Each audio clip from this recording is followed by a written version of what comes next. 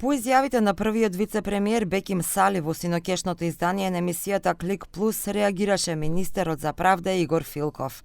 Тој останува на ставот дека правосудниот испит треба да се полага на македонски јазик, бидејќи според него овој испит служи за проверка на познавањето на македонскиот јазик. Министерот Филков вели дека не држи ставот на Сали, дека Министерството за правда нема аргументи за одбивањето на петицијата на студенти албанци, додавајќи дека функционерите мора да го почитуваат законот и уставот и дека според него се друго е притисок и нема да помине. Затоа тезата дека Министерството за правда нема аргументи е неточна и политички мотивирана. Аргументите се јасни, уставни и законски. Она што недостасува во изјавите на вице-премиерот е почита кон правниот систем во целина. На крај дозволете ми да упатам порака до господинот Сали. Почитуван колега, уставот не е тема за телевизиски емисии, ниту средство за политички наративи, а правдата не смее да биде заложник на каква било агенда. Владата има за цел да воспостави ред по годините на институционална распаднатост, да спроведе реформи, а не да произведува конфликти. Инаку првиот вице-премиер Беким Сали во синокешната емисија Клик Плюс истакна дека правата гарантирани со уставот немаат потреба да се повторуваат во секој закон или правилник, бидејќи тие треба автоматски да се применуваат од институциите. Сали информираше дека имал комуникација со министерот за правда, но од негова страна немало разбирање.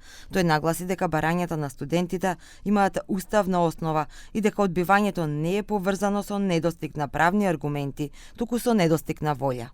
Не themi se duhet respektohet kushtetuta dhe nuk duhet futemi në çdo ligj apo në rregullore të institucioneve të ndryshme ta shkruajmë gjithandej se duhet kjo.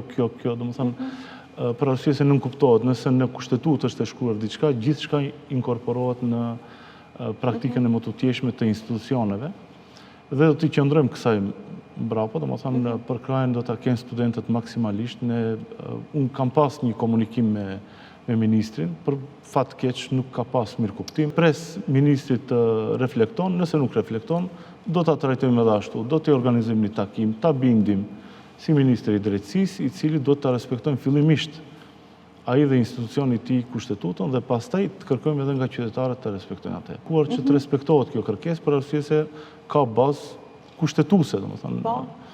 Cila është përgjigjja? Kështu, domethënë mes fjalëve e vërejta se nuk ka vullnet, nuk ka të bëjë me argumentime këtu, dhe mua më vjen keq që Ministria e Drejtësisë do të delë në një situatë të pavolitshme për arsye se nuk do të ketë më arsye time si ta refuzon kërkesën e çfarë nga takimi i zotit Sali kërkuat ju llogari nga ministri?